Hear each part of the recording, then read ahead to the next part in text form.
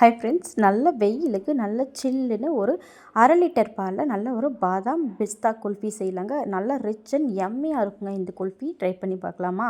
இப்போ வந்து ஒரு 1/2 லிட்டர் பாலை நல்லா அடுப்பில் வச்சு காய்ச்சிக்கோங்க. இன்னொரு பக்கம் நட்ஸ் பாதாம் பிஸ்தா கட் பண்ணி வச்சுக்கலாம். அப்புறம் பால் கொதிச்சு வரும்போது ஒரு சின்ன பவுலில் ஒரு கரண்டி போல் பால் எடுத்துக்கலாம். அந்த பாலில் வந்து கொஞ்சம் குங்குமப்பூ போட்டு வச்சுக்கலாம். இது கொஞ்சம் டைம் ஆனதுக்கப்புறமா இந்த குங்குமப்பூவில் இருக்கிற கலரெல்லாம் அந்த பாலில் இறங்கிடும். அது வரைக்கும் அது அப்படியே இருக்கட்டும். அதுக்கப்புறமா ஒரு 2 ஏலக்காய் எடுத்துக்கலாம். ஏலக்காய்க்குள்ளே இருக்கிற விதையை மட்டும் போடுங்க. ஏலக்காயோட தோல் வேண்டாம். அந்த 2 ஏலக்காய் போதும். அந்த 2 ஏலக்காயில் இருக்கிற விதையை மட்டும் போட்டு நல்லா இடித்து நைஸாக பவுடர் பண்ணி அந்த பாலில் கொதிக்கிற பாலில் சேர்த்திடுங்க.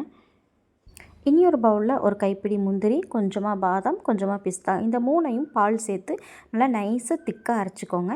இப்போ பார்த்திங்கன்னா அந்த குங்குமப்பூவோட கலரெல்லாம் அந்த பாலில் நல்லா இறங்கிடுச்சு. இதை வந்து கொதிச்சிட்ருக்கிற பாலில் சேர்த்திக்கலாம். இந்த பால் வந்து நல்லா அப்பப்போ கைவிடாமல் நல்லா கலந்து விட்டுட்டே இருக்கணும். இதில் வந்து ஒரு அளவுக்கு திக்கானதும் கொஞ்சமாக நம்ம கட் பண்ணி வச்சுருக்கிற பிஸ்தாவும் பாதாமும் சேர்த்திக்கலாம். இப்போ நல்லா அது கொதித்து நல்லா அதுவும் வந்ததுக்கப்புறமா அரைச்சி வச்சுருக்கிற அந்த பேஸ்ட்டையும் ஊற்றிக்கலாம். இது எல்லாமே ஒன்று சேர்ந்து நல்லா திக்காகி நல்லா அந்த குங்குமப்பூவும் பிஸ்தாவில் இருக்கிற கலரில் நல்லா இறங்கிரும்.